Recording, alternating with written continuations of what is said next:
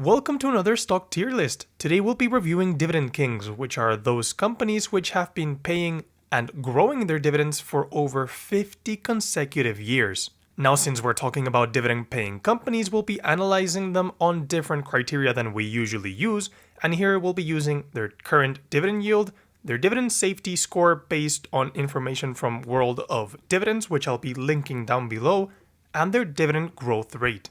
So let's start with the first one, which is none other than Nucor. This is the largest manufacturer of steel products in the US, and it sells pretty much anything that has to do with steel. This company currently has a dividend yield of close to 1.6%, and their dividend is actually considered very safe, with both their dividend yield and their forward PE ratio trading extremely close to their 5-year average. Now, since this company has not had major fluctuations in their dividend yield, we can assume that they are predictable and pretty stable, which means that we will be starting off our ranking with Nucor classifying as an A tier stock.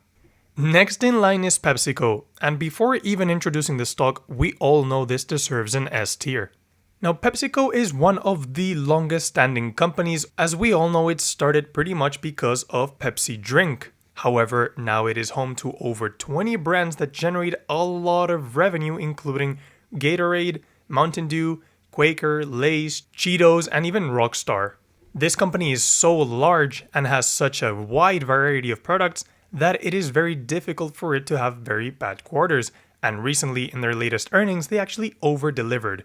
They're currently trading at a dividend yield of around 4%, whereas their 5-year average is closer to 2.8%. On the other hand, their forward PE ratio is currently at around 18 times, whereas their 5-year average is closer to 24 times. And I don't believe that this company should be trading at a similar PE ratio than the rest of the industry, as to me, it is a company which is way higher quality than any other in the market. This is why it warrants to be in the S tier category.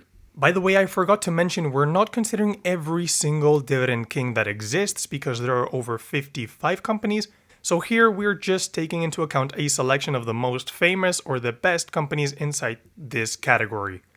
But the next dividend king is none other than ABBV, which is a huge company in the healthcare industry. This company is specialized in branded drugs, and it has a huge R&D department which allows it to stay one step ahead and constantly develop products that are needed. They currently have a dividend yield of 3.4%, which is in line with their 5-year average, and they're trading at a 15 times forward price to earnings ratio, which is again aligned with their 5-year average. Now, for such a gigantic company, they are trading in line with their sector, and since they don't have an extremely high growth rate, I believe that this is warranted. We will be placing ABBV in the B category.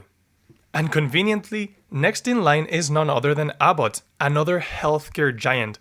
And the thing is that ABBV, the previous stock we reviewed, was actually a spin-off of Abbott in 2013. What happened is that they were two very separate business lines, and Abbott decided to spin out its branded drug line, and the company that we're reviewing now, ticker symbol ABT, is actually the part of the company that now produces diagnostic systems, medical devices, and other nutritional products. Now, this company is way larger, way more predictable, and way more stable, however, it's growing at a lower rate. This company, again, is trading with their dividend yield and their forward PE ratio both extremely close to their 5-year average. And in our opinion, it is very similar to ABBV, which is why we will classify Abbott as well in the B category. Following up, we have W.W. Grainger, and now I had heard of this company in the past, but before doing the research, I did not know exactly what they did. They're one of the leading distributors in the world of MRO, which stands for Maintenance, Repair, and Operating Services. They have over 4.5 million customers worldwide, and the cool thing about this business model is that these services are extremely predictable. They usually work as a very good form of recurring revenue, as you have the same clients over and over again, and additionally, any contracts that they have are for a very long time frame. So although this company has a regular dividend yield of 0.9%, their dividend is considered extremely safe, and again, their dividend yield, and although this is a very good company, I will be placing it as well in the B tier due to its low growth. Coming up next, we have Target, which needs no introduction as it is one of the largest retailers in the US, selling everything from clothing, groceries, or even electronics. This company currently has a dividend yield closer to 4.5%, despite its 5-year average dividend is at around 2.6%. However, the company does have a forward PE ratio which is very similar to its 5-year average. And one thing that I did not quite enjoy about this company is that in the past year it has been facing some difficulty when compared to its counterparts in the industry such as Walmart or even Costco, and this is one of the main reasons why its dividend, although considered safe, is not considered one of the safest ones of the Dividend King list. This, paired with the lack of predictability from their earnings, is why I will place it in the C category. For the next Dividend King, we have Altria, ticker symbol MO, and this is the company with the highest dividend yield out of the full Dividend King list. Of course, this company is in the tobacco industry, and one thing that surprised me is despite having a 7.1% dividend yield, this is actually below their 5-year average, which stands at an 8.1% dividend yield. On the other hand, its forward PE ratio is closer to 10 times, which is in line with their 5-year average, but this is because they're constantly facing with decreasing revenues as less people smoke, they're faced with stronger regulation at every single time, and additionally, newer solutions which are supposed to be safer are emerging and taking away a lot of market share from traditional cigarettes. So due to the fact that I don't see much growth in Altria, and also considering that their dividend is not as safe as the other companies in the list, I will put this company in the D tier. Next on the list is Cisco, which is our first food distributor company in the list. This has a pretty unique business model, I would say. They act as a distributor of food between food producers and retail consumers. So they buy all of the different products from farmers or different food producers, and they sell them to restaurants, school, governments, hotels, or even healthcare facilities. And this has allowed them to have extremely predictable earnings, with their forward PE ratio standing extremely close to its 5-year average at 18 times, and with its dividend yield also staying pretty close to its 5-year average. So due to the high quality of this business model and due to the apparent economic moat that it does have, I will have to place Cisco as an A tier. The next stock to review is CWT, otherwise known as California Water Service, and this is a company in utilities. It basically provides regulated water and wastewater services mainly in California, but it's starting to expand to nearby states as well. The great thing about this business model, well, that everyone will need these services and people cannot just change provider from one day to another. The bad thing, well, that it's heavily regulated and it's commoditized, meaning that there aren't a lot of avenues for growth. However, since there are very few competitors and this can be considered a natural monopoly, well, their dividend yield is looking fantastic at a 2.6% dividend yield in comparison to their 5-year average, which is a 1.8%. However, since this company lacks growth and we're reviewing dividend companies for the future, I will have to place California Water Service at a C tier. Our next company is exciting because it is our first and only REIT, which is a real estate investment trust. What these companies do is that they invest in a lot of real estate and they just pay out the dividends from the rent back to shareholders. This company owns over 100 shopping centers and mixed-use properties, especially in coastal markets such as Silicon Valley, New York, and even Washington, D.C. And the great thing about this company is that its dividend yield is extremely stable and it has basically had a dividend yield of around 4.7% for the past 3 years. However, the one thing that I'm not too sure about this company is that it is very sensitive to other macroeconomic factors such as interest rates, which is why I will have to place this company in the B tier.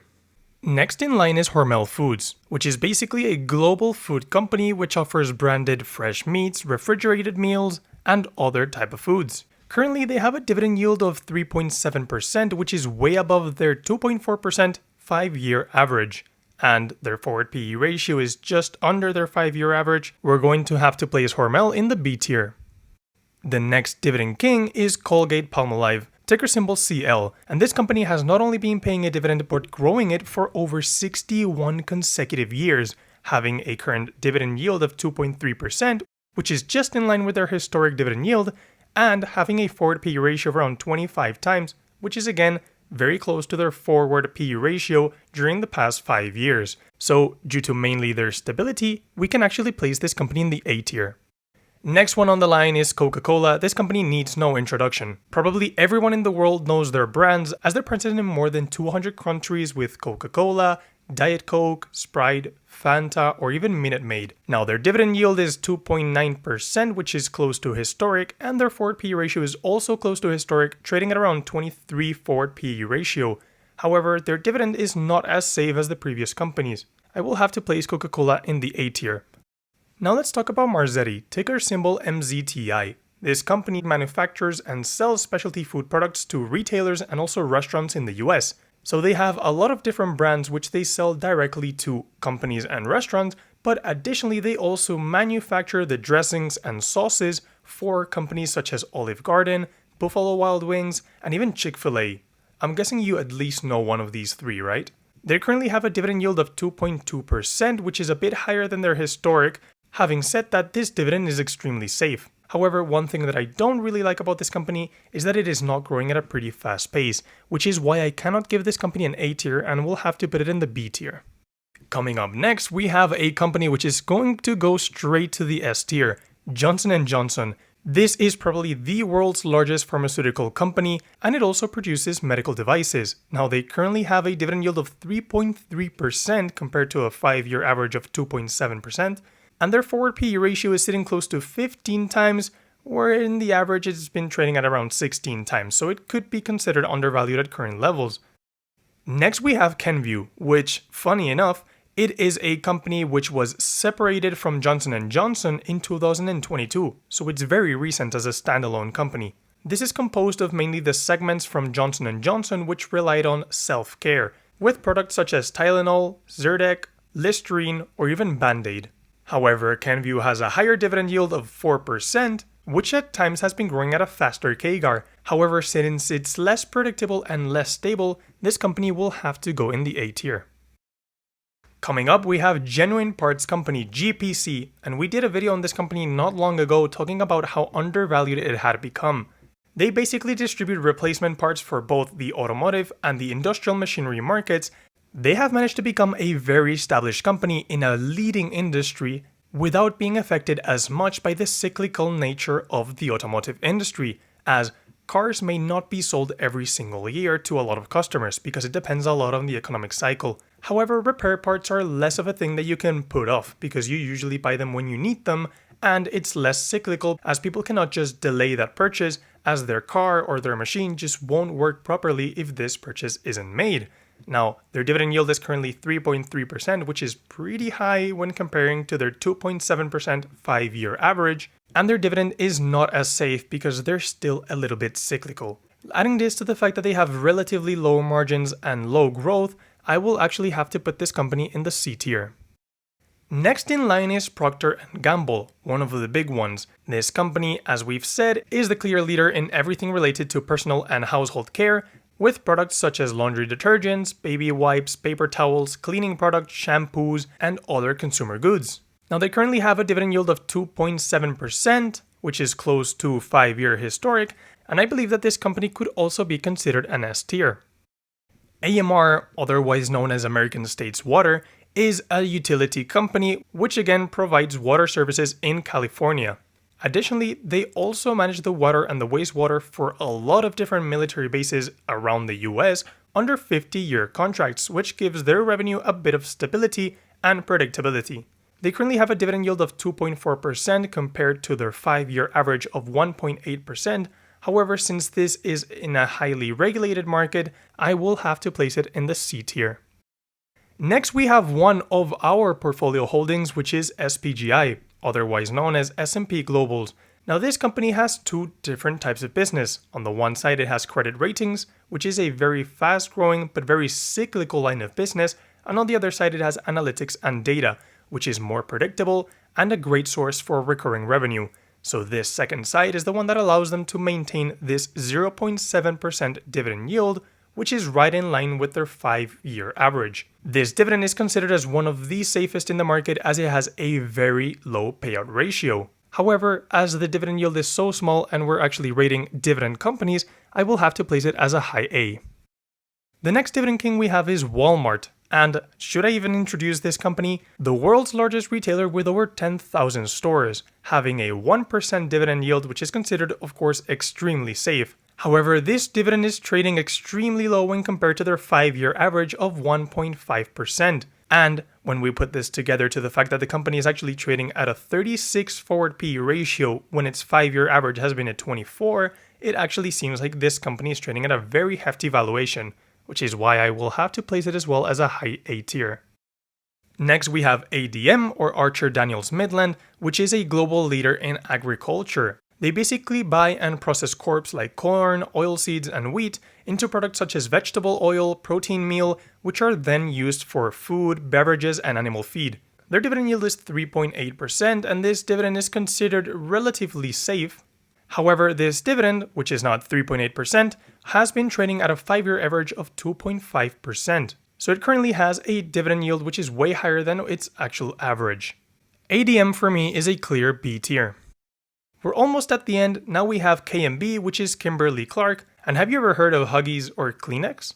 Well, these products and a lot more brands are owned by Kimberly-Clark, which are basically personal care commodities, such as wipes, tissues, toilet paper, or other products sold to supermarkets. They currently have a dividend yield of 3.8%, which is in line with their 5-year average, and since it offers products that are not cyclical at all and it's growing at a pretty okay CAGR, it's also a B tier.